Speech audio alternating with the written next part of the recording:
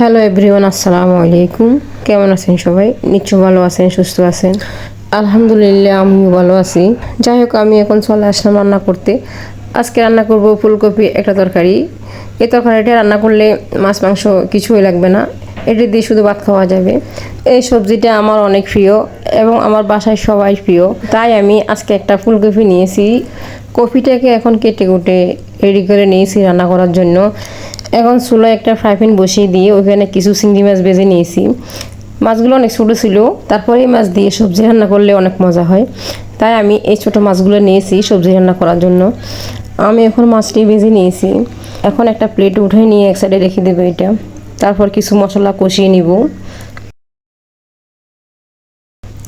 এখন আমি কিছু মশলা কষিয়ে নিয়েছি, তারপর সবজিগুলো দিয়ে এগুলাকে ভালোভাবে নেড়ে ছেড়ে কষিয়ে নিব মশলার ভিতরে। শীত আসছে পর্যন্ত আমি এই ফুলকপিটা অনেকবার খেয়েছি। আমার কাছে এই সবজিটা অনেক ভালো লাগে। আপনাদের কাছে কেমন লাগে আমাকে একটা কমেন্ট করে জানাবেন। আমি সবজিগুলোকে কষিয়ে নিয়েছি। কষিয়ে নিয়ে এখন পরিমাণ মতো পানি দিয়েছি। পানি দিয়ে 5 মিনিট রেখে রান্না করব, কারণ সিদ্ধ হতে একটু সময় লাগবে। তো 5 মিনিট হয়ে গেল, আমি এখন ঢাকনাটা উঠিয়ে নিলাম। উঠিয়ে নিয়ে দেখলাম সবজিটা প্রায় সিদ্ধ হয়ে গেছে। এরপর যে বাদা মাছ ছিল আগে ভেজে রেখেছিলাম, ওই মাছটি দিয়ে দিব। এখন শীতকালে যেভাবে রান্না করি ওইভাবে মজা হয়। তো আমি কখনো বড় মাছ দিয়ে রান্না করে দেখেছি, অনেক ভালো লাগে খাইতে। এখন চিংড়ি মাছ দিয়ে রান্না করতেছি, অবশ্যই ভালো লাগবে।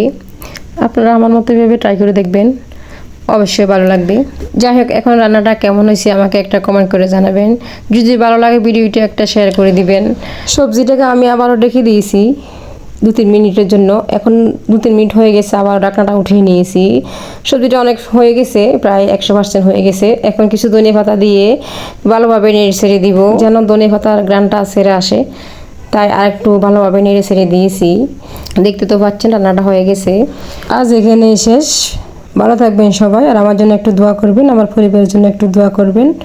আল্লাহ হাফিজ।